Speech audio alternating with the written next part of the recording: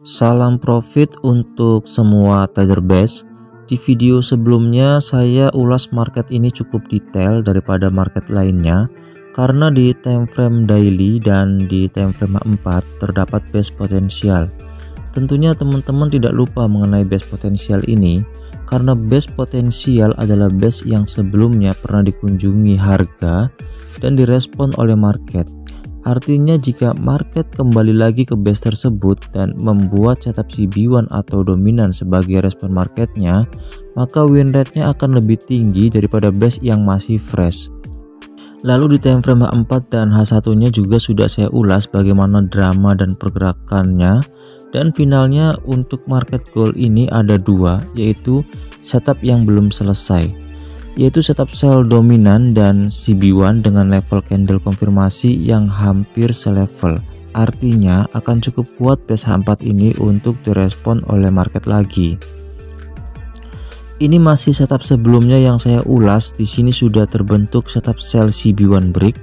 Ini candle CB1-nya dan ini candle yang breaknya. Perlu diingat, ciri setup sell CB1 break yaitu saat harga naik ada candle bear di break oleh candle bear, tapi posisi candle bear ini tidak boleh selevel dengan IB karena masih banyak teman-teman yang belum memahami mengenai syarat ini sehingga masih keliru masuk di setup candle mirip CB1 tapi bukan CB1 karena selevel dengan IB. Untuk penjelasan lengkapnya teman-teman bisa lihat di video detailnya yaitu di playlist materi atau di channel Forex Poem dengan video yang ini, karena video ini menjelaskan secara detail tekniknya termasuk juga mengenai setup CB1 yang selevel dengan IB yang tidak bisa digunakan sebagai konsep setup CB1. Oke, saya akan langsung entry sell di sini. Lalu seperti biasa pasang stop loss di level Fibo 0 dan pasang take profit di level Fibo 261. Untuk lebih afdolnya lagi saya akan ulas lagi alasan kenapa entry sell di sini. Yang pertama, jika melihat di time frame H4, di sini terdapat base sell H4 dan harga sudah sentuh base sell tersebut. Jika kita lihat di time frame H1, market sudah merespon base sell tersebut dengan membuat setup sell CB1 break. Di sini setupnya sudah lengkap, kita tinggal tunggu apakah akan direspon oleh market atau tidak setupnya.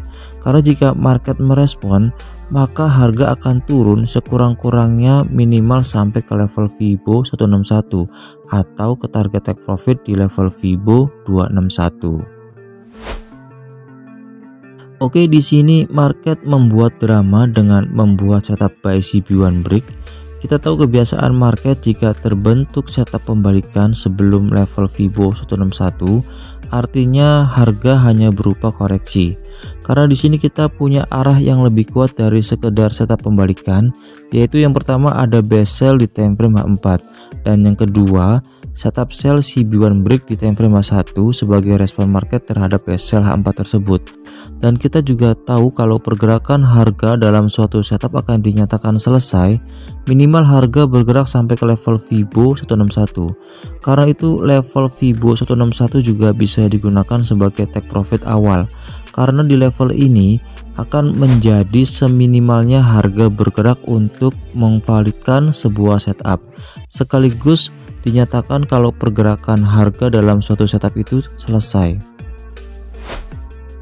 Pergerakan harga berikutnya, harga kembali naik lebih tinggi lagi. Di sini kita tidak perlu panik. Kita bisa menggunakan Fibonacci untuk mengetahui setup pembalikan setup buy CB1 break ini bergerak sudah sampai ke level berapa. Jika kita menggunakan garis Fibonacci, saat ini harga bergerak sampai ke level Fibo 161. Secara konsep artinya setup CB1 ini bisa dikatakan selesai pergerakan harganya.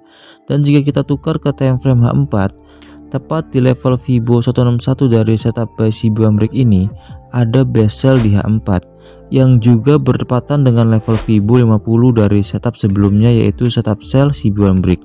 Di sini juga saya akan memberikan kebiasaan market lainnya, yaitu setiap pergerakan harga membentuk pola ABC atau jarak dari level Fibo 0 dan level Fibo 100 dalam sebuah setup memiliki kecenderungan untuk koreksi sampai ke level Fibo 50. Jika kita rangkum dengan alasan yang pertama, setup buy sudah sampai ke level Fibo 161, artinya pergerakan setup ini sudah dinyatakan selesai.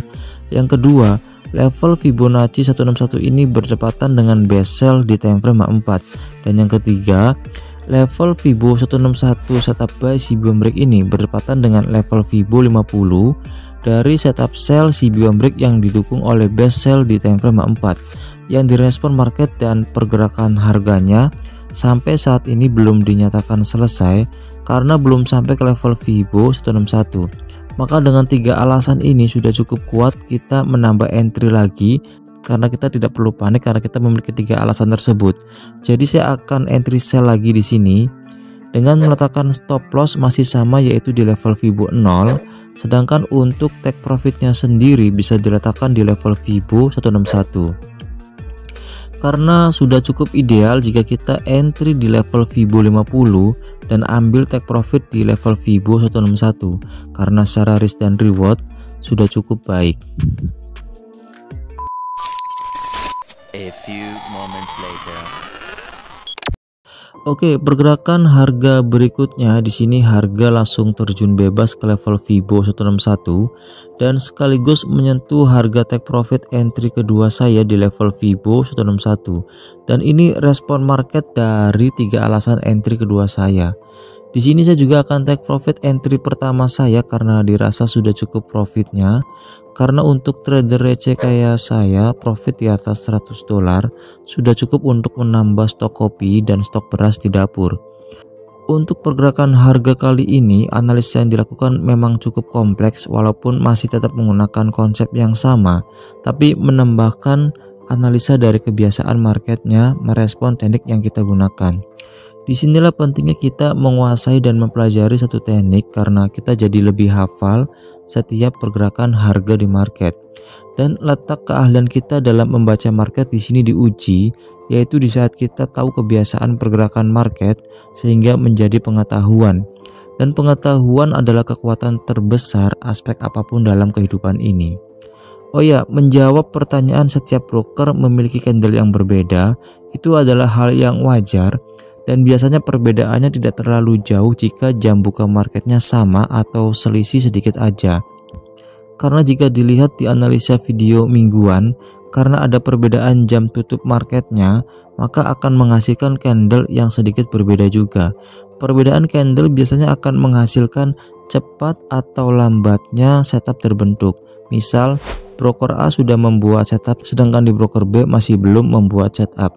Tapi jika base-nya direspon oleh market, maka broker B pun akan menyusul membuat konfirmasi di candle berikutnya. Atau kebiasaan yang kedua, misal broker A membuat setup CB1 tapi di broker B membuat setup dominan. Yang terpenting di sini harganya masih sama dan diusahakan candle di time frame 4-nya juga sama. Jika berbeda, teman-teman bisa menggunakan trading view dengan broker yang disarankan, yaitu broker forex.com, atau bisa menggunakan broker lain selama candle di time frame 4-nya masih sama. Oke, sekian videonya, semoga bermanfaat dan semoga semuanya selalu diberkahi dengan profit konsisten.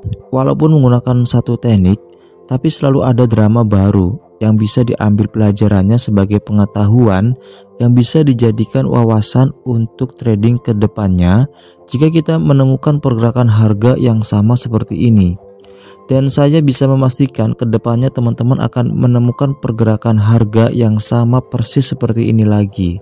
Karena kita hanya menggunakan satu teknik, jadi market selalu mengulang pergerakan yang sama berulang-ulang. Oke, semoga bermanfaat. Terima kasih untuk semuanya.